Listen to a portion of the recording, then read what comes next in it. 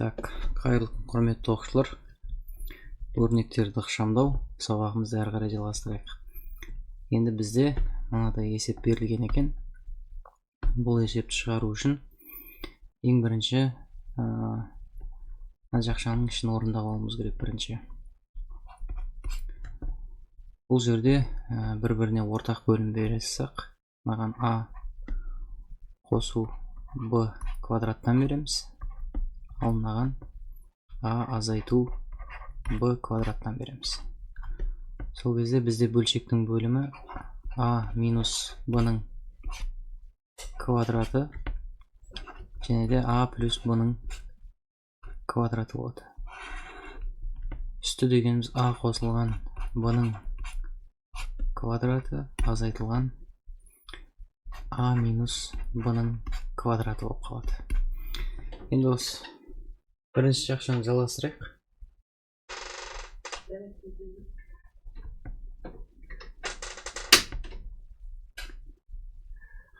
Бірінші жақшаны так ашатын болсақ, бізде формула болып тұр.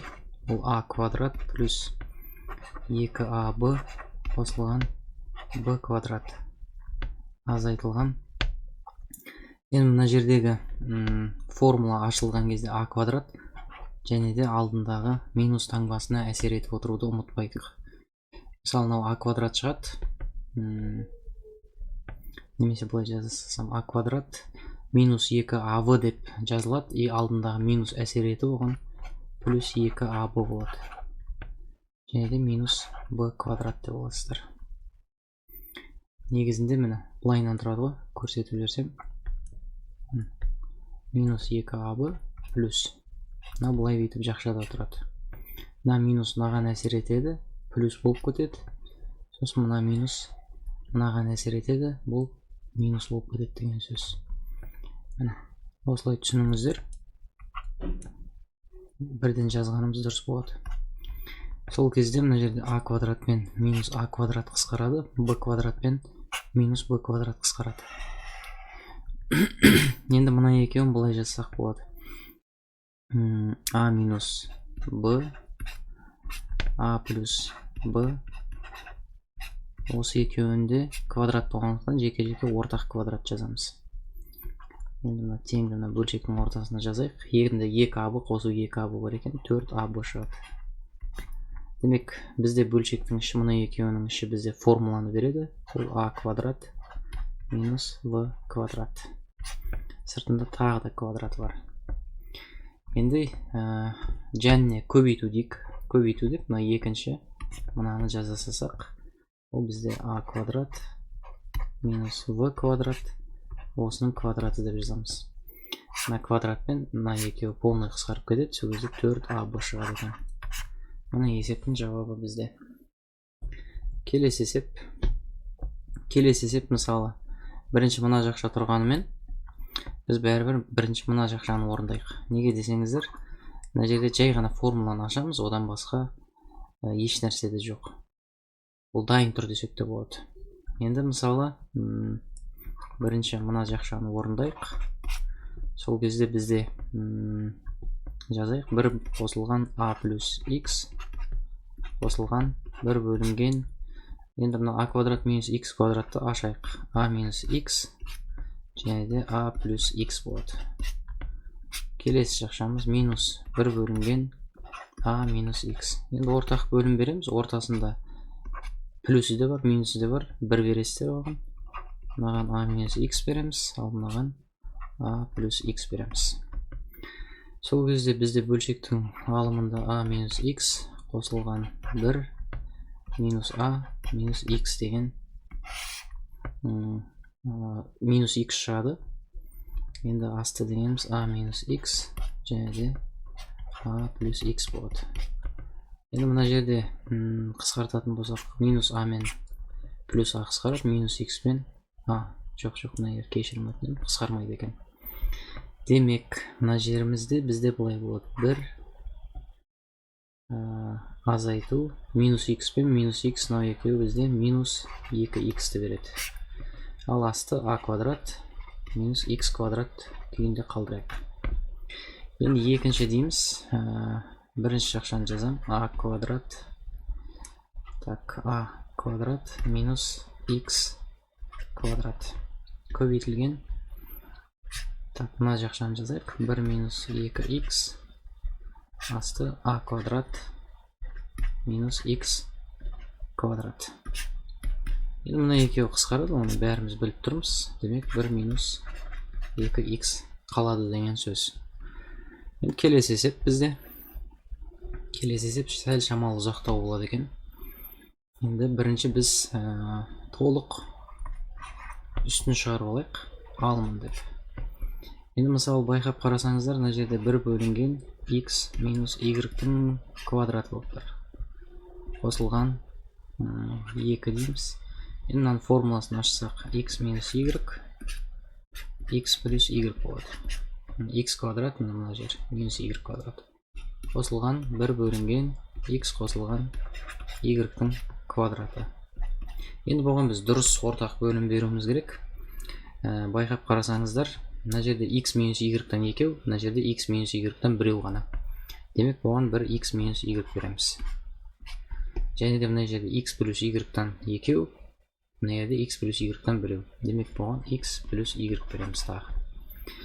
Енді мына жерде әрқайсынан екеуден болу керек. Мынаған x минус y-тің квадраты кетеді. Ал мынаған x плюс y-тің квадраты кетеді. Енді жазып алайық. X қосылған y-тің квадраты болады екен. Қосылған 2 дейміз. Және де міне x минус y көбейтілген x плюс y бұл бізде x квадрат минус y квадратты береді. Осылай жазғанымыз дұрыс. Қосылған x минус y-тің квадраты дейміз. Бөлшектің астын сызамыз. Ол бізде x минус y-тің квадраты x плюс y-тің квадраты болады. Тең дейміз. Енді мынаны формуланы ашсақ,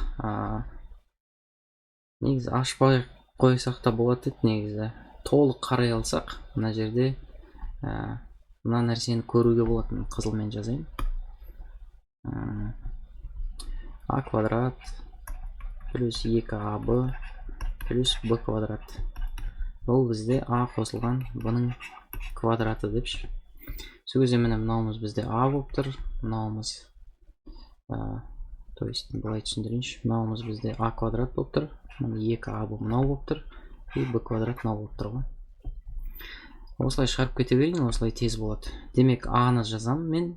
А-ның орнында x плюс y тұр. Қосылған б-ны жазам, ол x минус y болып тұр. Осының квадраты болады.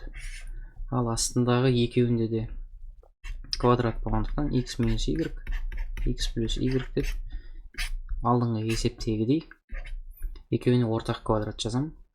Демек мына жерде мына екеуі минус y-тар қысқарады. Плюс y мен минус y, x-қа қосамыз, ол 2x болады. Мына жақшаның ішінде бізде 2x шықты. Демек 2x-тің квадраты ол бізде 4x квадрат болады екен. Ал асты тағы да формулаға келіп тұр. Мына екеуі, ол уже түсінікті деп ойлаймын. Екі мүшенің айырымының квадраты. Және де енді мына жерді көбейтіп жазамын. X квадрат азайтылған y квадрат осының квадраты. Екеуі қысқарады да 4x квадрат шығады.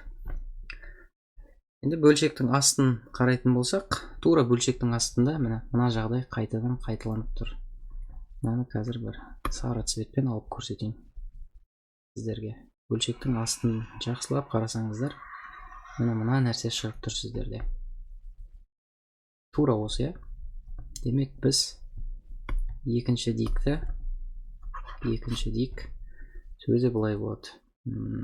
Үсті бізде 4x квадрат шығып тұр. Өзін жаза салам. Ал бөлшектің асты мына жерге кезек келді. Осыны тұтастай қарайтын болсаңыздар, тура сарымен қоршалғандай болып тұр. Демек олымызда бізде x қосу y қосу x минус y-тің квадраты болады екен. Бұл жерде де минус y пен минус y қысқарады, 4x квадрат. Астыда 2x шығатыны екеуін қоссақ, оның квадраты тоже 4x квадрат болады. Демек жауабы 1 шығады екен бізде есебіміз.